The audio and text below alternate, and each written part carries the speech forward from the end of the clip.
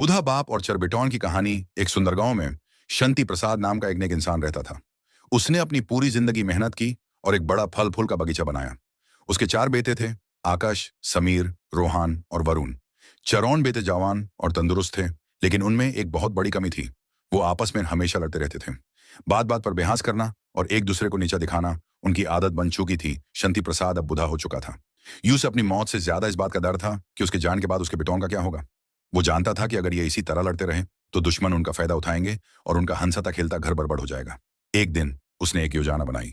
उसने चरण बिटौन को अपने पास बुलाया और कहा, मेरे बच्चों, मैं अब थक गया हूं।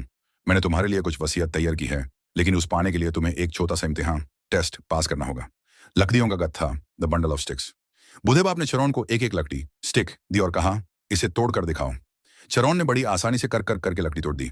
वो बोले, पिताजी, ये तो बच्चों का खेल था। अब बाप ने 10 लकड़ियों को एक मजबूत रस्सी से बंधा और एक गत्था, बंडल्स बनाया। उसने सबसे बड़े बेटे आकाश को दिया और कहा, अब इसे तोड़ कर दिखाओ। आकाश ने पूरी जान लगा दी, पसीना पसीना हो गया, लेकिन लकड़ी नहीं टूटी।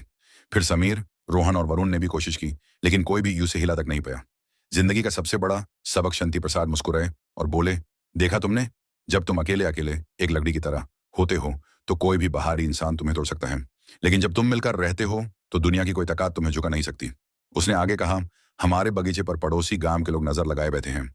जब तक तुम चारों लाड़ोगे वो एक एक करके तुम्हारी जमीन हड़प लेंगे, लेकिन अगर तुम एक मुट्ठी की तरह बंधे रहे तो तुम्हारा कोई कुछ नहीं बिगड़ पाएगा। बदलाव और नतीजा चारों बेटौन की आंखें खुल गई।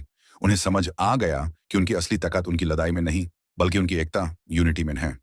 उन्होंने अपने पिता के पैर छुए और वादा किया कि वो आज के बाद कभी नहीं लड़ेंगे।